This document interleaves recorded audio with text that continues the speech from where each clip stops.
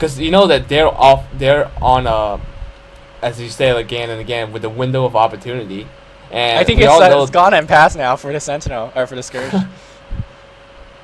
But sorry, what did you were say? talking about. Well, I was just saying like how that if you're winning on time and you're winning the game, which is what's going on right now with Sentinel at 22 and 11, then you can take all the time in the world because.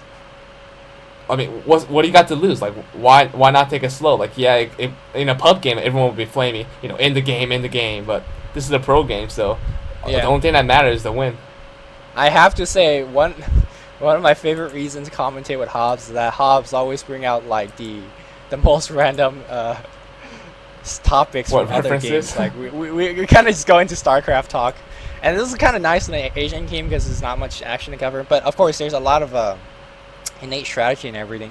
Of course, we see Pugknight going for the hood as there is kind of a push going in for the bottom lane here. If you look at the Drow Ranger, she is gonna get a Monkey King bar, which is a very good kind of not a prevention, a very good what I'm trying to say. She knows that Butterfly is gonna be on both Dusa and the Morphling.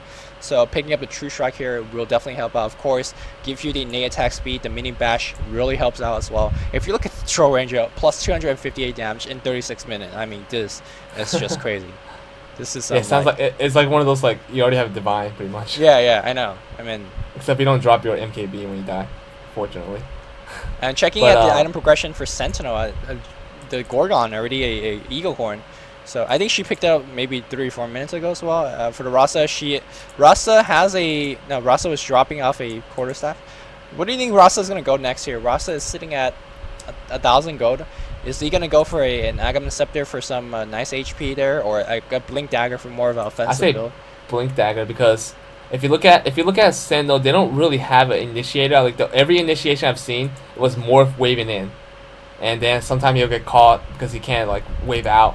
But the initiation on Scourge, they have Storm, and Storm just balls in BKB, wrecks havoc. But yes, the Sentinel is really lacking that kind of like the extra distance to just start the fight, if you know what I mean. Well, let me phrase the question in a different way then. Does the Sentinel even want to initiate though? They do have the Dusa, they do have the Morphling. They could just send these two guys kind of just running heads in and force the other team to initiate. Do you think that would be a better play for the Sentinel here, or do you think getting the daggers, giving them that kind of offensive power is better? Yeah, I mean, now that I think about it, I just pretty much completely contradicted what I said about the chess analogy, how that they wanted to keep it slow, and the dagger really does. I mean, it is kind of like a European way where everyone just blinks on everyone else, and then start fighting. I mean, granted, it's a great escape item as well, but I'm not sure. It's fun to watch. We'll see what 2009 here gets. There's the battle of the carries, Drow versus the Dusa.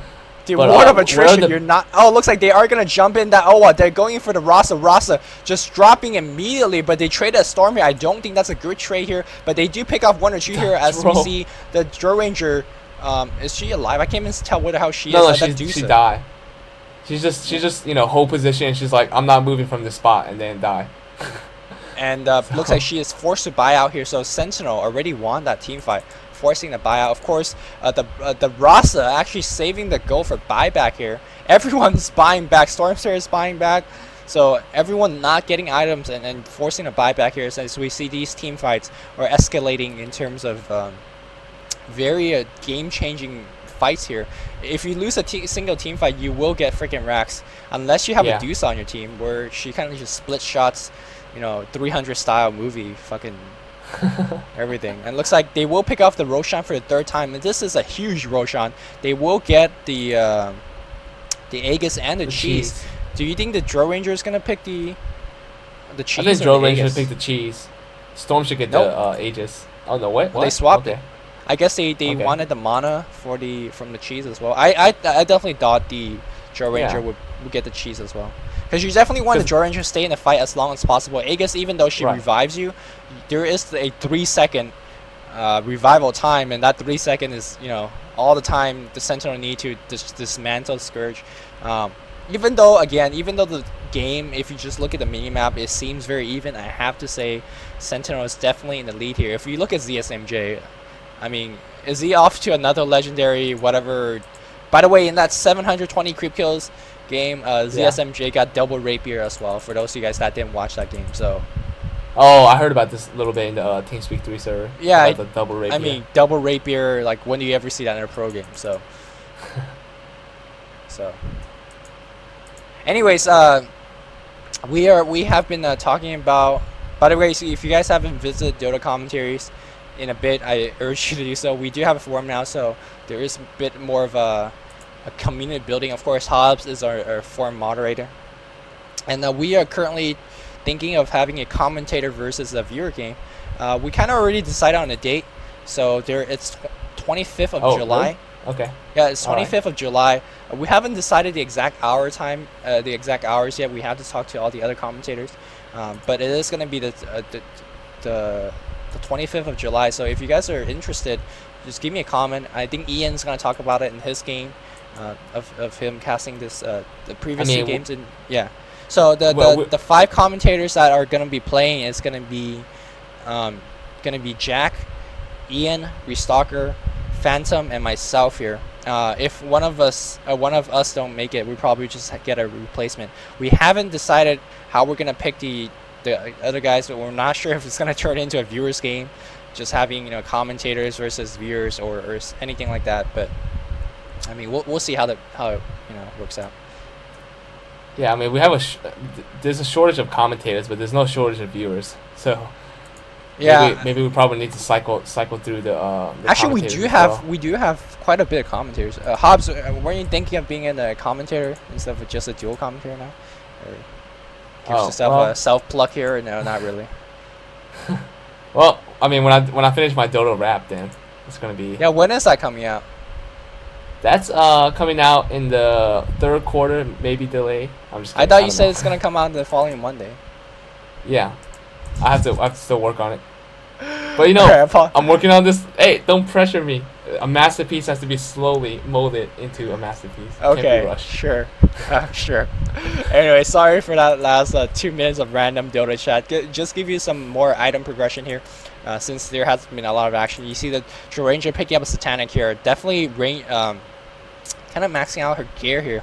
She's probably going to swap that Treads for a BOT in the next 20 minutes, 10 minutes. Or after she drops her Aegis, she's gonna save for another item. If anything, she's probably gonna be a butterfly after that. On the Dusa, she is stacked here. She is sitting at a butterfly Lincoln Spring. She hasn't bought anything in quite a while. She is sitting at 6,000 gold. Holy mofo! I'm not sure what this 6,000 gold is gonna be about. So of course, Satanic will be really good. Monir will be really good. But those, not Satanic. Yeah, Satanic wouldn't be too bad. I was gonna talk about Scotty. Scotty's also not bad. But these items are very, very non-standard in terms of Dusa play, in terms of an Asian game. So it could be anyone's guess. I mean, Rapier's definitely not out of the question here. ZSMJ, Rapier is again definitely not out of question. Meanwhile, the Morphling, Manta style, BKB and Ultimor. Do you think that Ultimor is gonna be for a Scotty here, or is he gonna go something off the wall and into a Hex? Scotty is probably isn't Scotty like the most expensive item? Either that or Assault Karas. But like, it's one of the most expensive items, and I mean, and it's not the most expensive without a reason. It's just that you get an extra slow, and it's always a slow, and you get just everything all in one package. So I mean, if you're gonna go for this late game where everyone's maxing out items, I don't see why Scotty can't be an option. Yeah, I just kind of think that he's gonna go for it. Better. But maybe the reason he didn't get a butterfly was the true strike on the other side. But if you look at support players of Scourge, they are just poor. They are just piss poor. I mean, the Oblivion's more of a semi-carry now, getting the pipe and going for the Hex as well. I think the Stormster, I saw a Hex on him. So the Stormster, I mean, the carries on both sides are pretty stacked. But if you look at the Witch Doctor and the Lion, they just have no goal. And just freaking Cinco Dusa Illusion is just, oh my god, pushing against this. Oh, that was a Morphling Dusa. Oh, that's even better. They do have some serious illusion power. Right click, Morphling. I think the Morphling here have a lot of option. Either replicating the himself, of course, or the Dusa. Or The Dusa, here's some kind definitely. of question for everyone here: if you replicate the Drill Ranger, do you get the True Shot Aura from? I don't think so. You I just would get the think no, stats. but I'm not too sure. Yeah. Because that would just be fucking OP, right? No, there's no. You don't get the aura. I'm pretty Okay. sure. Yeah, Yeah. I think I'm 90% sure that you don't. If anyone But knows it's funny otherwise. because Morphling goes for the Mantis so he can replicate himself. But in this case, like replicating Dusa would be a lot better. Because I mean, look at her agility, look at her strength, and of course, when you replicate illusions or if you just get illusions in general, it's only the stats that transfer. So Yeah. nothing else matters. I And mean, and also it's like what you said earlier when we were giving the hero analysis. Morphling is just a great hero in terms of map control. Of course, you can't just solo push hero style against any Chinese team because they'll just jump on you. But definitely Morphling, Manta on Morphling is one of the best combination we have here.